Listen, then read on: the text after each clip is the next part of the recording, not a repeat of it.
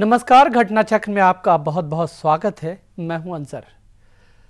तो ये कहा जा सकता है कि नए इशू के साथ एक बार फिर हम हाजिर हैं। आज हमारे जो इश्यूज हैं, राष्ट्रपति की रेस में क्या कुछ हो रहा है, किस तरह से इस पद को लेकर के सरगर्मियां बढ़ी हुई हैं। इसके अलावा हमारे एजेंडे में बेमारू राज्य किस तरह से विकास दर के लक्ष्य को पहुंच पा रहे हैं, और साथ ही साथ हम ये भी आज देखने की कोशिश करेंगे कि आखिर देश में किस तरह से बेरोजगारी बढ़ रही है। क्योंकि यह कहा जा सकता है कि आईएलओ की एक रिपोर्ट आई है, तो ये आज के अहम मुद्दे हैं। लेकिन सबसे पहले हम आज की हेडलाइंस को देखते हैं कि आज हमारी हेडलाइंस में क्या क्या इश्यूज हैं। राष्ट्रपति चुनाव को लेकर राजनीति तेज, भाजपा ने खारिज किया अंसारी और प्रणब का नाम।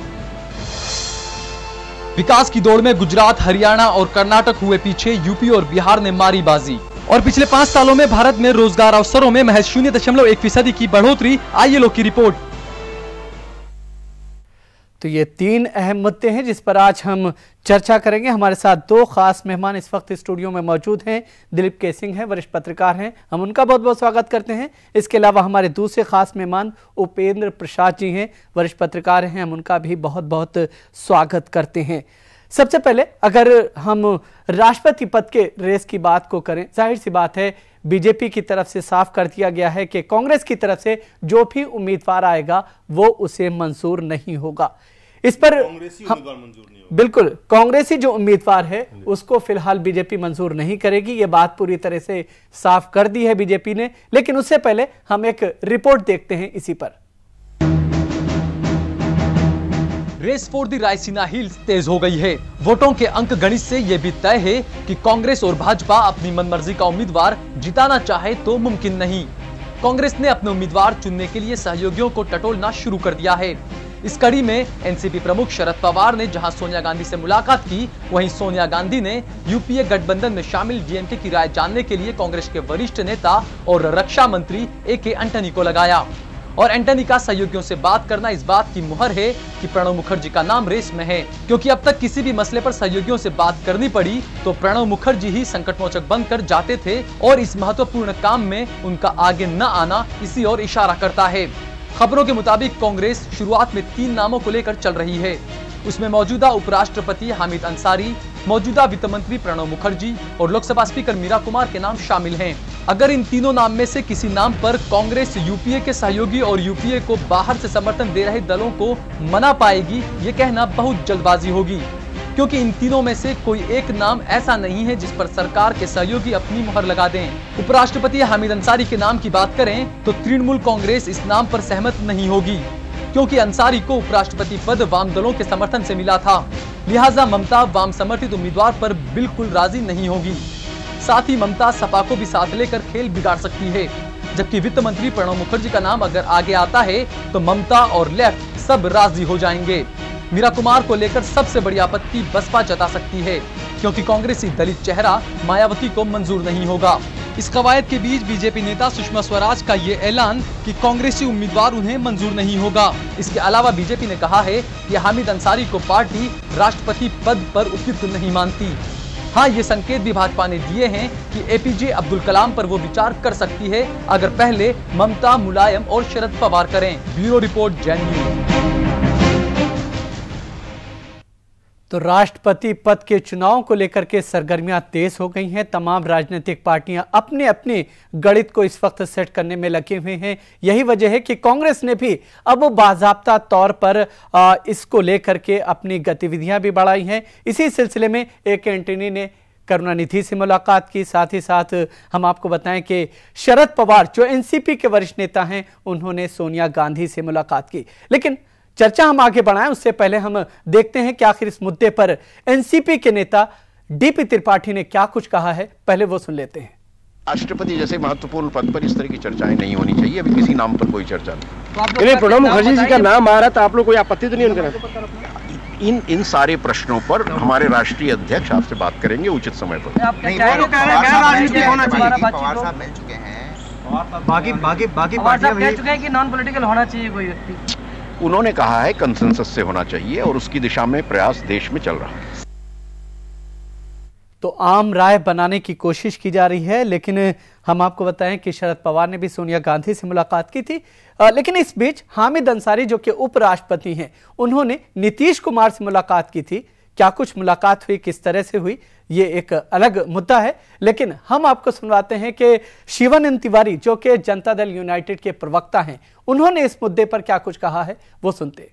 अखबारों में खबर छप रही है, जब तक अंतिम रूप से इस मामले में निर्णय नहीं होता है तब तक इस तरह का उत्तर रहेगा। अब लालू जी का बयान मैंने देखा, उन्होंने उपराष्ट्रपति जी के नाम का समर्थन किया है।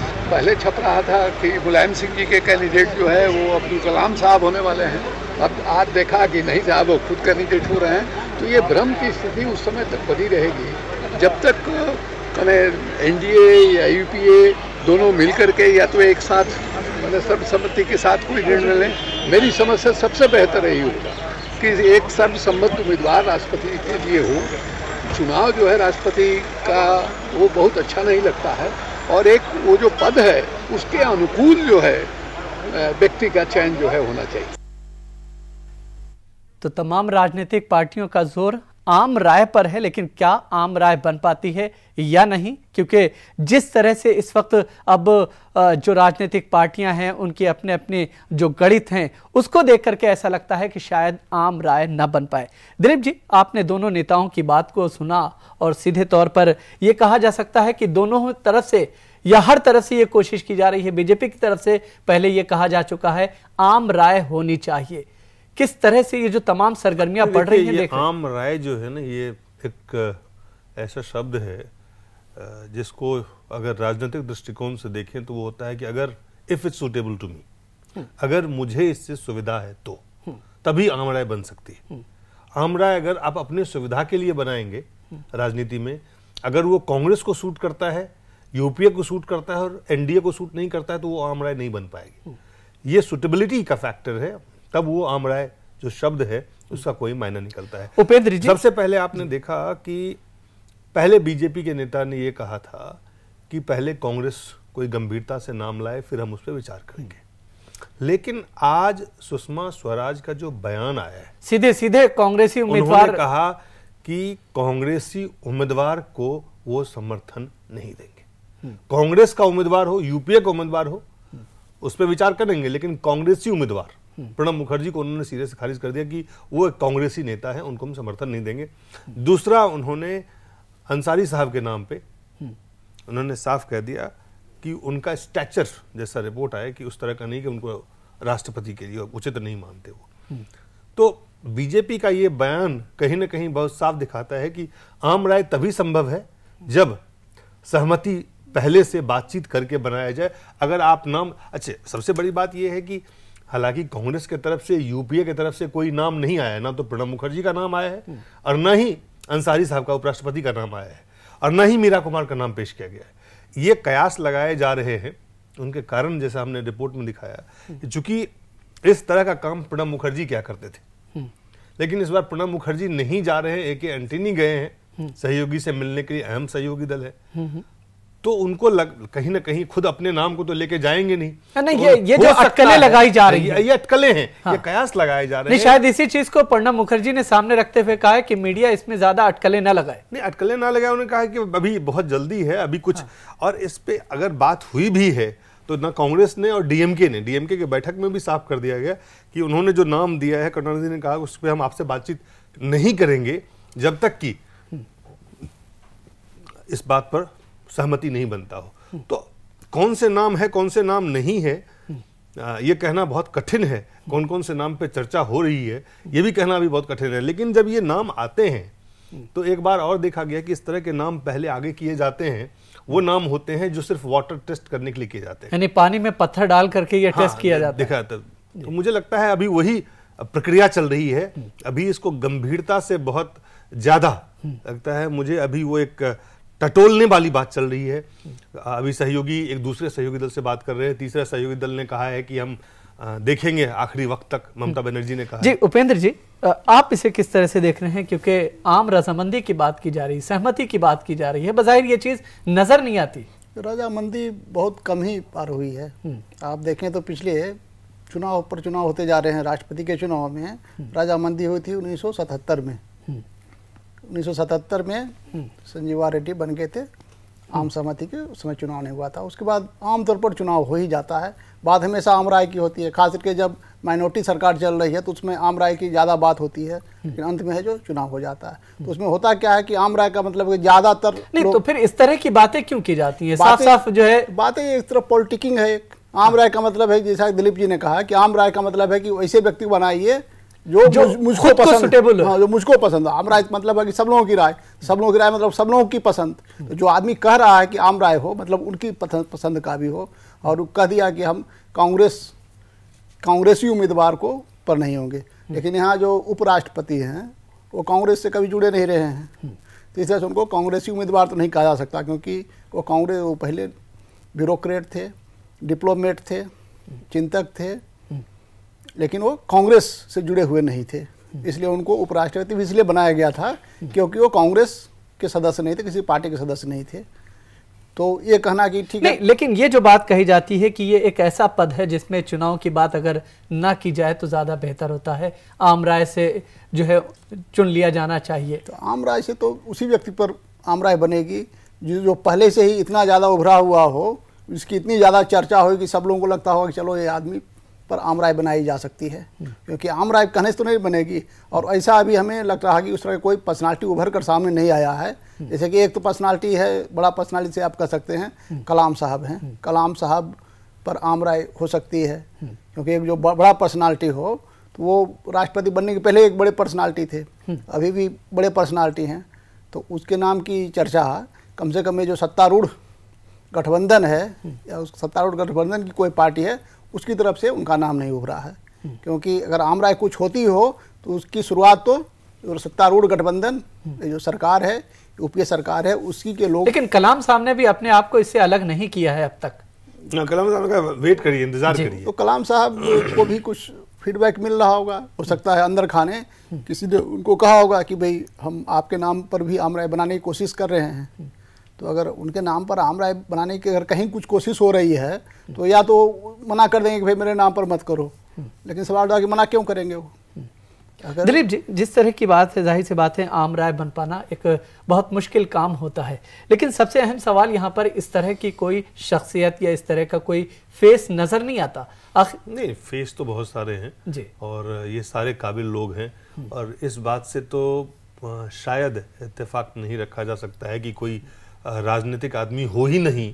इस बात को लेके तमाम इस बात पे आम सहमति जिस तरह से जिस स्टेचर की बात की जाती है। लेकिन जो महत्वपूर्ण बात है कि ये राष्ट्रपति का चुनाव कई मायने में पिछले चुनाव से या अन्य चुनाव से अलग है।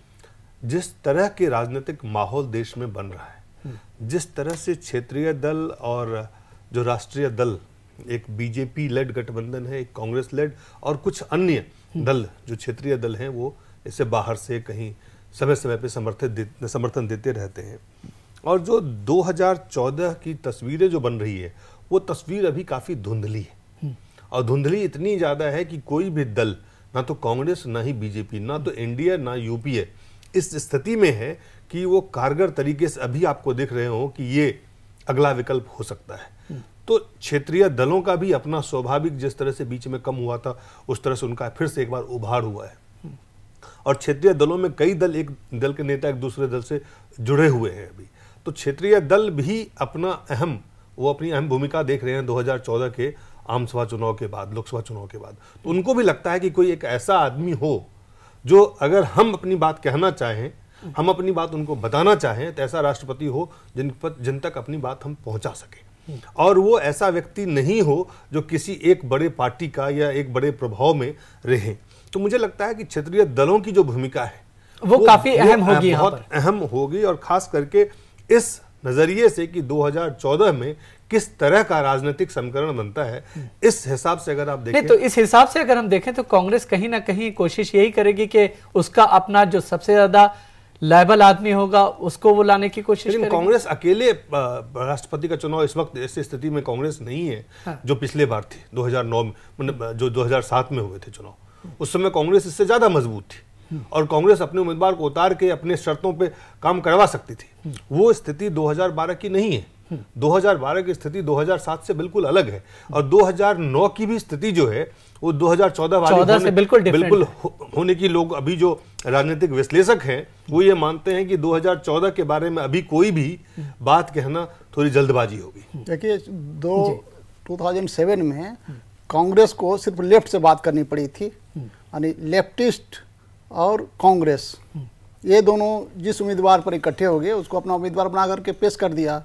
बहुत ज़्यादा कोशिश नहीं की गई थी, तो उस समय आसान था कांग्रेस के लिए। क्यों? क्योंकि उसे सिर्फ लेफ्टिस्टों से बात करना था। तो ममता बनर्जी ने जिस तरह से मुलायम सिंह के उम्मीदवार के समर्थन की जो बात कही है वो कहीं ना कहीं कांग्रेस को परेशान करेगी। फिर कांग्रेस को तो अगर, क्योंकि यूपीए का हिस्सा है, वो यूपीए का हिस्सा होते हुए अगर कहे कि हम यूपीए से बाहर के किसी की पसंद को मान रहे हैं, तो यूपीए के लिए तो खासकर कांग्रेस के लिए जो यूपीए का नेतृत्व कर रही है उसके लिए चिंता का कारण होना चाहिए। लेकिन इसमें वही है, ममता बनर्जी भी ऐसे व्यक्ति को नहीं चाहेगी जो कि किसी बड़ी पार्टी कांग्रेस या बीजेपी दोनों से जिसका जुड़ाव हो, क्योंकि दो है जो बड़ी पार्टियां हैं, तो और जो छोटी छोटी पार्टियों को लग रहा होगा कि ऐसी स्थिति आ सकती है कि कांग्रेस और बीजेपी दोनों को मिला करके 272 से कम सीटें हो। अगर ऐसी स्थिति आ जाती है कि कांग्रेस और बीजेपी दोनों को मिलाकर 272 से कम सीटें आ जाए, तो पहली बार होगा देश के इतिहास में, संसदीय इतिहास में, कि गैर कांग्रेस गैर भाजपा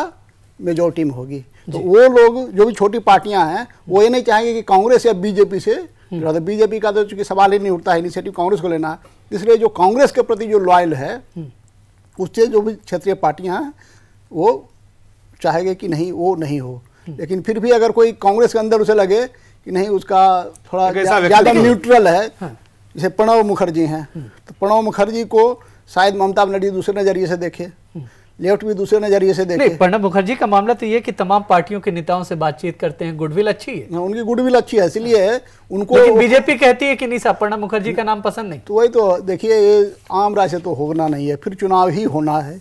तो अब कांग्रेस ज्यादा ये कर सकती है कि जो गैर भाजपा पार्टियां हैं या गैर राजग पार्टियां हैं उन लोगों के बीच में एक व्यक्ति पर सहमति करे। हमें लगता है कि यही प्रैक्टिकल पॉलिटिक्स है कि बीजेपी और राजग पिछले बहुत चुनावों से कभी भी इसने साथ नहीं दिया है, जो कांग्रेस की है। 2007 में भैरव सिंह शेखावत चुनाव मैदान कैंडिडेट उतारा था बीजेपी ने। लेकिन दिलीप जी यहाँ पर अगर देखें हम ममता बनर्जी की अगर स्थिति को देखते हैं, क्या कांग्रेस ममता बनर्जी को मनाने की इस पूरे मामले में कोशिश करेगी? जो 4 तारीख को मीटिंग हो रही है, कोशिश तो करेगी ही। नहीं, 4 तारीख की जो मीटिंग होगी पीएम और ममता के बीच में, उसके बाद तस्वीर कुछ और उभर करके सामने आएगी। मुझे लगता है कि ममता बनर्जी को जो लोग उनकी राजनीति को अब समझते हैं या उसके आकलन करते हैं या विश्लेषण करते हैं, ममता बनर्जी पॉलिटिकल बार्गेन करती है।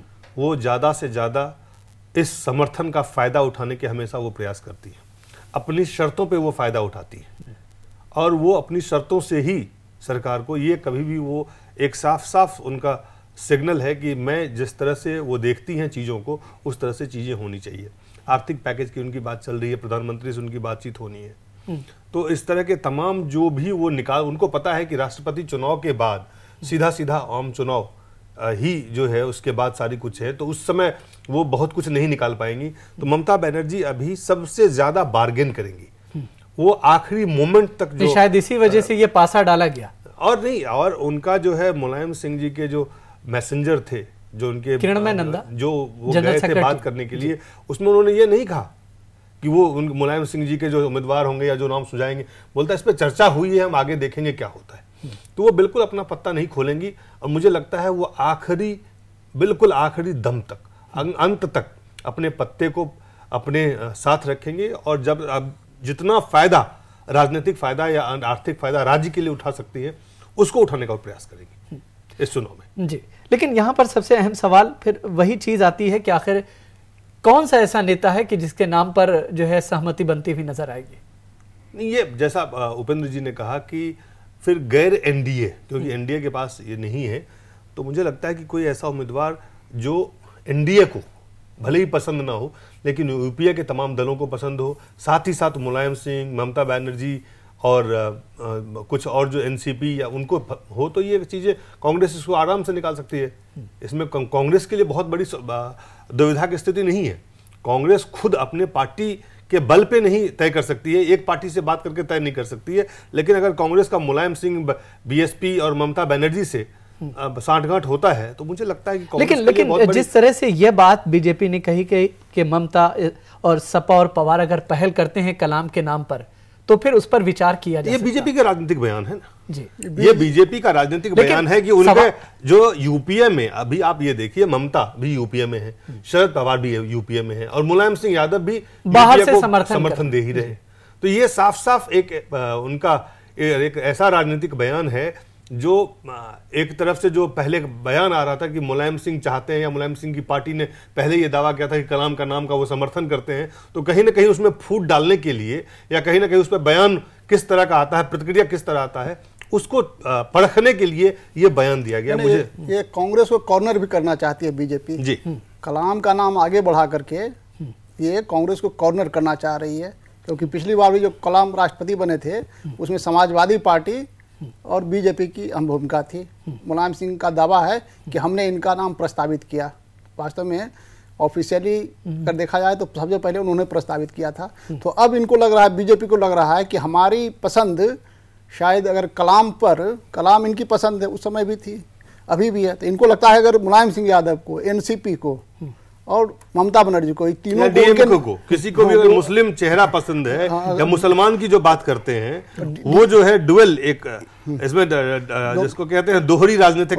डीएमके का ये हुआ कि तमिलनाडु से आते हैं, कलाम है जो ये तमिलनाडु से आते हैं, तो डीएमके को करने की कोशिश कर रही है। तो ये राष्ट्रपति चुनाव के मसले पर कांग्रेस के ऊपर स्कोर करना चाह रही है बीजेपी, और स्कोर करने के लिए इनको एक कलाम का नाम आ गया है इनके पास। एक तो बहुत बड़े वैज्ञानिक भी रहे हैं, पूर्व राष्ट्रपति भी रहे हैं, लोग उनको चाहते भी हैं, लोगों में उनकी अपनी एक पहचान भी है, मुसलमान भी हैं, हालांकि वो इस सब चीज से बिल्कुल ऊपर उठ सके, लेकिन बीजेपी का अपना राजनीतिक जो है कि जो लोग इस बात को लेके कि हमें हामिद अंसारी साहब को इसलिए बनाना चाहिए कि वो मुस्लिम भी है, तो मुस्लिम भी का एक जवाब है कि मुस्लिम भी है। तो मुझे लगता है वो एक राजनीतिक जो जैसे कह रहे हैं, एक तो अगर आप चाहते हैं, मुलायम सिंह को उन्होंने साफ कह दिया है कि अगर आप चाहते हैं, शरद पवार के लिए जो चुनौती है कि उनकी जो चुनौती हो सकती थी तो वो भी उन्होंने साफ कर दिया, ममता बनर्जी के लिए भी कर दिया, और डीएमके के लिए जैसा उन्होंने तमिल है ही, उसके साथ ही साथ स्ट्रेचर का सवाल भी इसलिए खड़े, जब अहमद अंसारी का स्ट्रेचर का उन्होंने जब सवाल खड़ा किया है हामिद अंसारी का,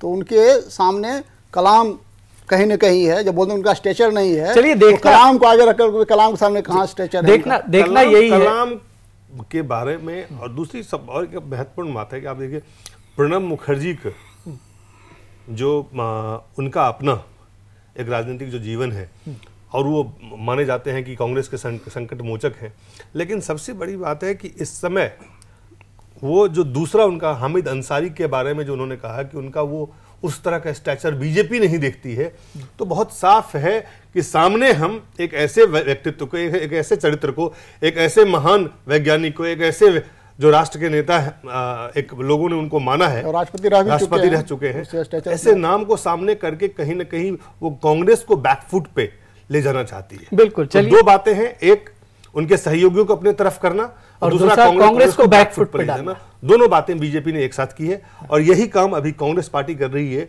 कि तमाम इस तरह के नाम वो कोई नाम उन्होंने नहीं दिया है, ये तमाम मीडिया में कयास लगाए जा रहे हैं कि ये नाम है, मीरा कुमार है, वो भी तमाम लोगों को देख रही है। सिर्फ लालू प्रसाद यादव ने एकमात्र नेता है जिन्होंने कहा है कि हम चाहते हैं कि वो बने, और आप जानते हैं लालू प्रसाद यादव जी के सिर्फ 4 सांसद हैं, उनकी ना यूपीए में उनका कोई असर है और ना यूपीए के बाहर कोई असर है, इसलिए लालू प्रसाद यादव जी बहुत महत्वपूर्ण नहीं है। अगर एनसीपी भी कहे, समाजवादी पार्टी कहे, और समाजवादी पार्टी के बयान पे अगर आपको याद होगा, जब शाहिद सिद्दीकी ने यह कहा कि अगर कलाम साहब मैदान में आते हैं तो हमें खुशी होगी, मुलायम सिंह आ गया है, तो मुलायम सिंह खुद आगे आके उन्होंने बयान दिया था कि अभी इस पे हमने कोई फैसला नहीं किया है, और फिर शाहिद सिद्दीकी ने अपने बयान से यहां पर भी फैसला नहीं हुआ है। आखिर देखना यह है कि राजनीतिक पार्टियां किस फैसले पर पहुंचती हैं और देश का अगला राष्ट्रपति कौन होगा, इस पर तस्वीर जल्द ही साफ होती हुई नजर आएगी। चूंकि समय हो चुका है एक छोटे से ब्रेक का, ब्रेक के बाद जब वापस लौटेंगे तो बात करेंगे कि आखिर बीमारू राज्य किस तरह से अपने जो विकास दर है उनका, उसके लक्ष्य को उन्होंने किस तरह से हासिल कर लिया है। एक छोटे से ब्रेक के बाद।